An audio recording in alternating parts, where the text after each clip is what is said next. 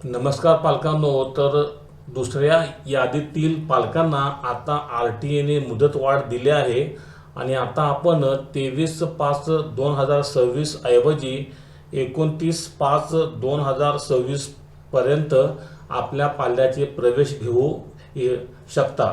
तर आपण आज या व्हिडिओमध्ये बघणार आहोत की RT प्रवेश 2026 दुसऱ्या यादीतील पालकांना मुदतवाढ मिळाली आहे, पण पुढे काय संपूर्ण विश्लेषण मी एकाच व्हिडिओमध्ये सांगणार आहे.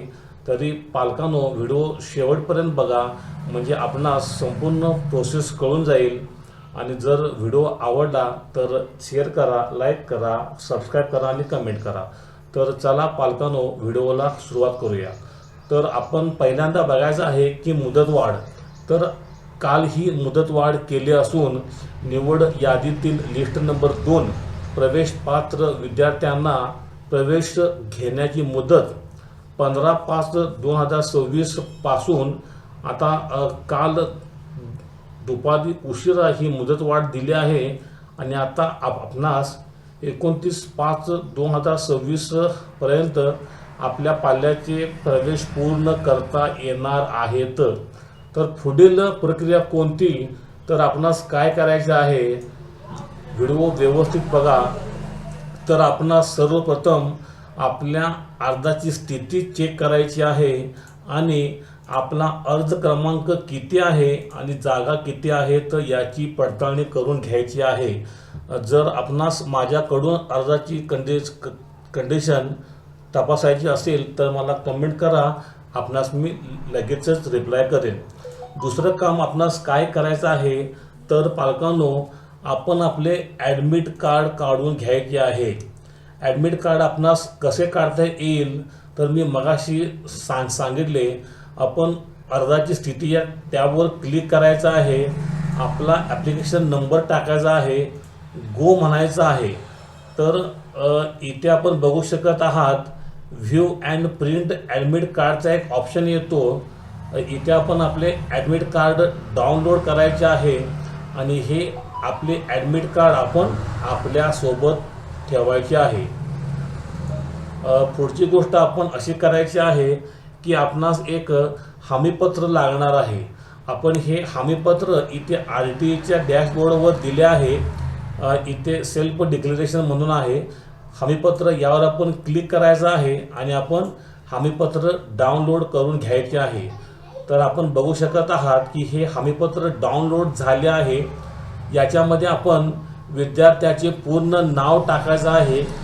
इथे आपण आपला अर्ज क्रमांक टाकून घ्यायचा आहे. तर पालकांनो, आपला अर्ज क्रमांक कुठे मिळेल, जेव्हा आपण RTAसाठी अर्ज केला होता तेव्हा आपणास एक ॲप्लिकेशन नंबर मिळाला आहे, तो म्हणजेच आपला अर्ज क्रमांक आहे आणि तो आपण इथे आपला अर्ज क्रमांक टाकून घ्यायचा आहे.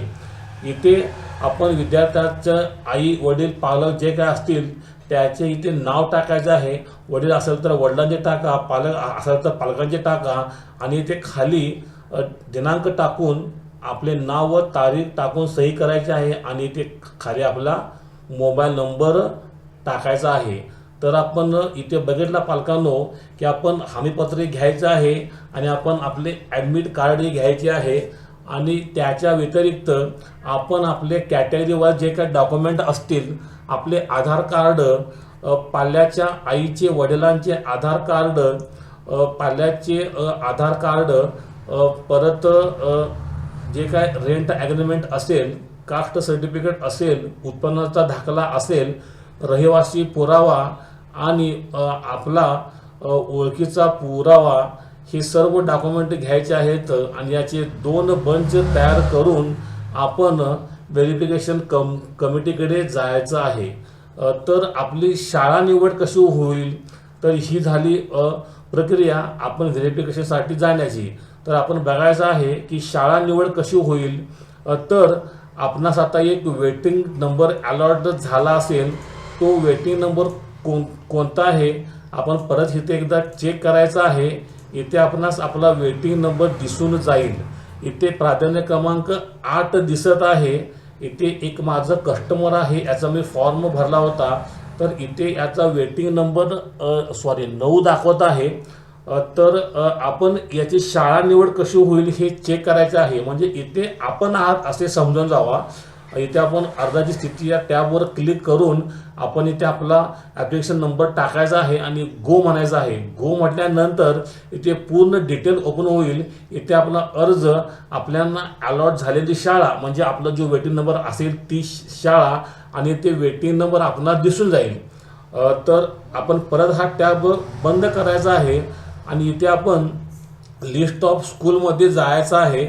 आणि मी मागच्या व्हिडिओमध्ये पण 2 ते 3 वेळा सांगितले आहे की आपणास ही शाळा आपली कशी चेक करायची. परत एकदा सांगत आहे. इथे मी जिल्हा तालुका टाकून घेतो आणि जिल्हा तालुका टाकून घेतल्यानंतर इथे आपण RTवर क्लिक करायचं आहे आणि सर्च म्हणायचं आहे. आणि मी जी मगाशी शाळा निवडली होती ती मी इथे शाळा निवडतो. ती शाळा निवडल्यानंतर इथे आपण बघू शकत आहात की ती मी शाळा निवडून घेतो. ती शाळा निवडल्यानंतर इथे आपण बघायचं आहे की या शाळेमध्ये 7 जागा या शिल्लक आहेत. तर आपली शाळा निवड कशी होईल की जर आपला वेटिंग क्रमांक हा या 7 किंवा 7च्या आत असेल, फक्त मी हे उदाहरण दाखल तुम्हाला दाखवतोय, तुम्ही तुमचा वेटिंग नंबर बघून ते कन्फर्मेशन करायचे आहे. जर आपला नंबर हा 7 किंवा 7च्या आत असेल, जसा माझा ह्या कस्टमरचा नंबर आहे, तर ह्या नंबरच्या आत असेल तर आपणास शाळा ही नक्की मिळून जाईल. इथंपर्यंत समजलं. आपला शेवटचा मुद्दा आहे दस्तावेज व पडताळणी माहिती.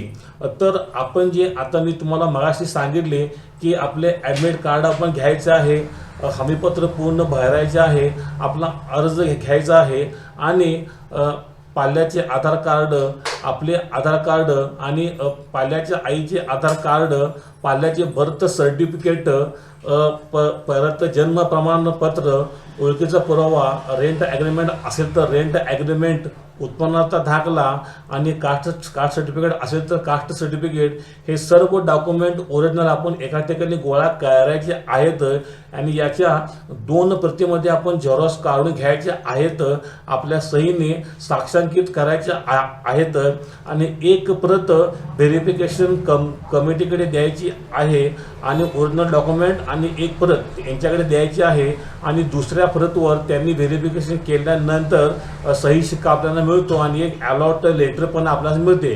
जेव्हा आपणास हे दस्तावेज पडताळणी पूर्ण होईल पालकांनो, तेव्हा आपणास एक अलॉटमेंट लेटर दिले जाईल. हे अलॉटमेंट लेटर आपणास कधी मिळते? जेव्हा RTची कमिटी व्हेरिफिकेशनसाठी आपल्या घरी येते आणि आपले पूर्ण डॉक्युमेंट फिजिकली व्हेरीफाय झाले आणि आपल्या घराची गुगल लोकेशन वाईज पडताळणी झाली आणि जेव्हा त्यांना पटेल की आपण अर्जामध्ये नमूद केलेली लोकेशन आणि आपण दिलेले लोकेशन हे एकच होते, तेव्हा आपली पडताळणी ही पूर्ण होते. याला दस्तावेज पडताळणी आणि फिजिकल पडताळणी अशी दोन्ही असते.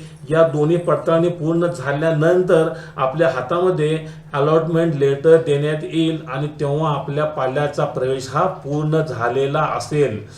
तर इथे आपण बघितला पालकांनो, मी आज आपणास एका व्हिडिओमध्ये सांगितले आहे की RT प्रवेश 2026साठी दुसऱ्या यादीतील पालकांना मुदतवाढ तर मिळाली, पण पुढे काय करायचे, मुदतवाढ कितीपर्यंत आहे आपणास सांगितले, पुढील प्रक्रिया काय करायची आपणास सांगितली, आपल्या वेटिंग नंबर प्रमाणे आपल्या शाळा निवड कशी होईल सांगितली आणि दस्तावेज कोणकोणते लागतात व पडताळणी कशी आपली होऊ शकते हे पण सांगितली. ह्या सर्व गोष्टी आपण केला तर आपल्या पाल्याचा 100% ॲडमिशन ही होऊन जाते आणि जर आपण या गोष्टी चुकला तर आपल्या पाल्याचा प्रवेश हा रद्द देखील होऊ शकतो. तर आपण सर्वांनी या गोष्टीकडे लक्ष द्यायचे आहे. आणि पालकांनो, माझा हा व्हिडिओ आवडला असेल तर माझ्या चॅनलला सबस्क्राईब करायचं आहे आणि आपणास कोणत्याही समस्या असतील तर मला कमेंट करायचं आहे. आपणास कमेंटचे उत्तर लगेच ताबडतोब देण्यात येईल. धन्यवाद. थँक्यू.